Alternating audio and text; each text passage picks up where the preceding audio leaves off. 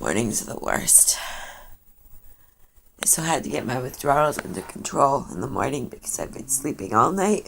So I wake up in the morning.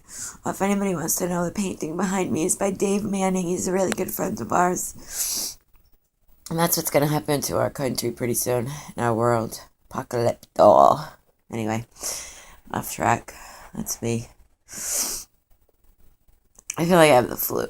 That's what I feel like. I feel like I'm getting sick, with a head cold, and everything's achy, and my stools are uncontrollable, and I just wanted to share it because I've never in my life, this is craziness.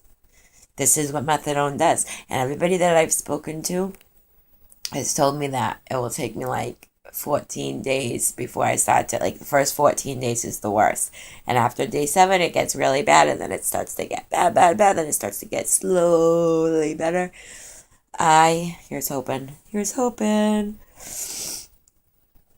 just hard because medicine to take to help with the withdrawals and everything. And in the morning, it's hard because it's been so long since I've taken any of it from the night before, so I wake in a state of withdrawal. It takes me some time to get that under control. And I don't want to be stuck on these pills for a long time either. That's the other thing. I don't want to be stuck on all the comfort meds and whatever, like a benzo for my anxiety, because I have severe anxiety.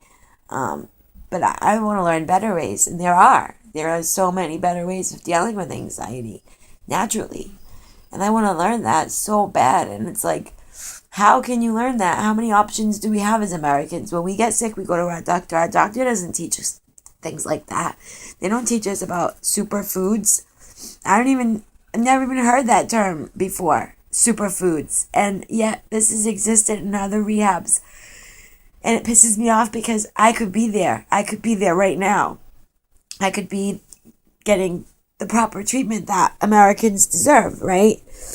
And it's but I don't have the money, and, most people are poor, and insurance covers those kinds of things, so we hope that if we go into, when we're in that state of withdrawal, most people are at their worst. They don't have money in the bank to go to some really great rehab out of the country that's gonna, really detoxify your body. Fact of the matter is, we have what's offered to us, and we use what's offered to us.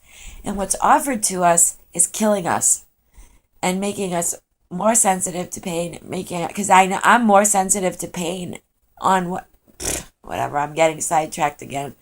That's what I do. I just don't want to say anything wrong. I'm very grateful to have the help in my life that I have right now. But the help that I really want, it seems further and further away. And it makes me really upset because I think of the other people that don't even have a bed to lie in right now. Last night, some guy tried to sell me a curling iron for $2 so he could get a piece of chicken for himself. And I thought to myself, and it was probably his wife's curling iron. Just had hair stuck in it still, it was totally used. And it broke my heart. It really did. Because if someone like him was in my position, what would he do? What does he have? The dollar menu to eat and help himself get better? Yeah. Good luck. Well, the hospital to go to? Yeah. I went into the hospital and had a little visit in the hospital. I'll tell you that story another time. It's just a fucking joke, This whole country. It's so sad. And it breaks my heart. And I need Jesus in my life. I need him in my heart to make me feel better. I need Jesus to come down and come inside of my heart and say, feel better, Tiffany. Feel better.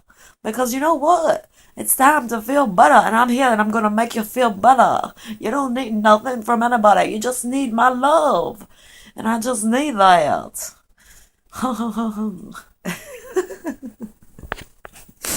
God bless you all. I love you. I have to laugh. Ah, starting to feel a little bit better. I think my medicine's kicking in. My goodness, my goodness, my goodness.